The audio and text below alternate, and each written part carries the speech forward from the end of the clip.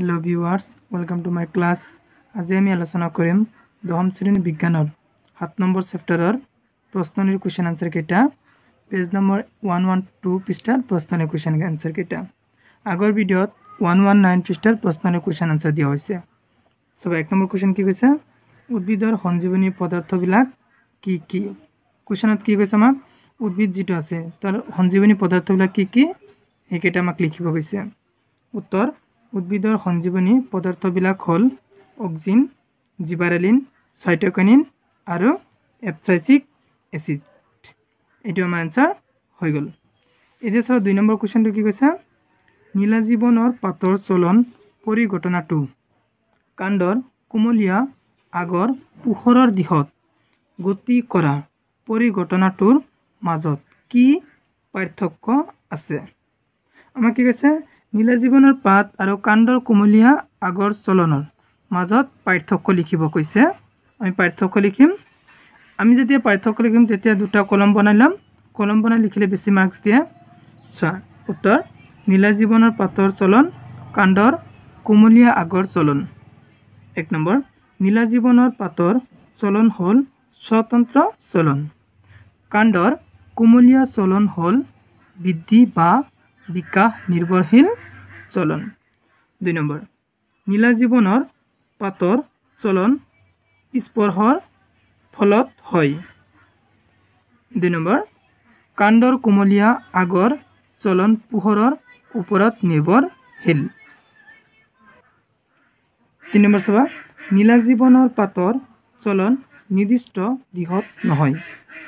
কাণ্ডৰ কুমলীয়া আগৰ চলন হল নিৰ্দিষ্ট দিশত হোৱা চলন 4 নম্বৰ নীলা জীৱনৰ পাতৰ চলন অতি ক্ষিপ্ৰ কাণ্ডৰ কুমলীয়া আগৰ চলন হল মন্থৰ এটো আমাৰ আনসাৰ হৈ গল এতিয়া চাবা 3 নম্বৰ কোৱেশ্চন কি কৈছে উদ্ভিদৰ বৃদ্ধিত অৰিহণা যোগোৱা এবিধ সঞ্জীৱনী পদাৰ্থৰ উদাহৰণ দিয়া আমাক উদ্ভিদ যেটো বৃদ্ধি হয় উদ্ভিদ যেনেকৈ বৃদ্ধি হয় সেই বৃদ্ধিত অৰিহণা যোগোৱা এবিধ সঞ্জীৱনী পদাৰ্থৰ নাম লিখিব কৈছে উত্তৰ উদ্ভিদৰ বৃদ্ধিত অৰিহণা যোগোৱা এবিধ সঞ্জীৱনী পদাৰ্থৰ উদাহৰণ হল অক্সিন এটো আমাৰ আনসাৰ হৈ গল এতিয়া 4 নম্বৰ কোৱেশ্চন কোনো এক আধাৰত চাৰিওপাহে আকৰ্ষৰ বৃদ্ধিত অক্সিনে কেনেকৈ সহায় কৰে উত্তৰ অক্সিন উদ্ভিদৰ কাণ্ডৰ অগ্ৰ অংশত সংশ্লেষিত হয় ই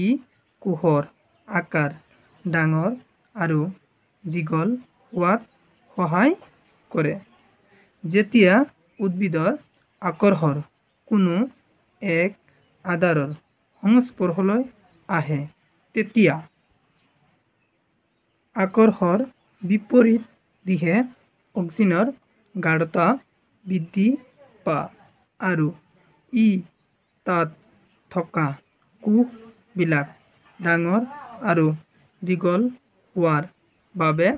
উদ্দীপনা যোগায় ফলত কোনো এক আধাৰৰ চাৰিওফালে আকৰ্ষৰ বৃদ্ধি হয় এটো আমাৰ আনসাৰ হৈ গল এতিয়া চাবা 5 নম্বৰ কোৱেশ্চন কি আছে জলানবেগীৰ পৰীক্ষামূলক আৰ্হি এটা প্ৰস্তুত কৰা কি জলানবেগীৰ পৰীক্ষামূলক এটা আৰ্হি প্ৰস্তুত কৰিব কৈছে আমাক সব এটো কোৱেশ্চন লিখিব হলে আমাৰ কি এটা মানে চিত্ৰ আঁকিব লাগে এটো তোমাৰ মই টব লৈছো টবৰ ভিতৰত কি কাঠৰ গুৰি লৈছো আৰু কি বীজ ৰুই দিছিলো তাৰ পিছত চাবা কি হয় আমি পৰীক্ষাটো কেনেকৈ বৰ্ণনা কৰো এটো অবিকৰ্ষ প্ৰতিকূলৱৰ্তী এটো অবিকৰ্ষ অনুকূলৱৰ্তী চাবা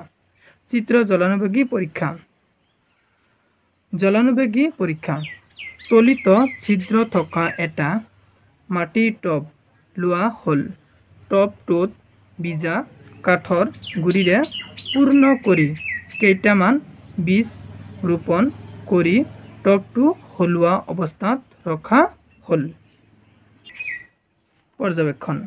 আমি যে পৰীক্ষাটো কৰিলো কি কি পৰ্যবেক্ষণ হয় আমি পৰ্যবেক্ষণ কৰিম কি চালো পালো হেতু চাম আমি পৰ্যবেক্ষণ পৰ্যবেক্ষণ কৰিলে দেখা যায় যে অংকুৰিত বীজৰ মূলবোৰ ভিজা কাঠৰ গুৰিৰ পিনে গতি কৰে, অৰ্থাৎ টপটোৰ তলদেহত থকা ছিদ্ৰৰে ওলাই গৈছে। এই পৰীক্ষাৰ পৰা আমি ক'ব পাৰোঁ যে উদ্ভিদৰ অংগৰ চলন পানীৰ গতিপথ অনুসাৰে হয়। এইটো আমাৰ এনসাৰ হৈ গ'ল।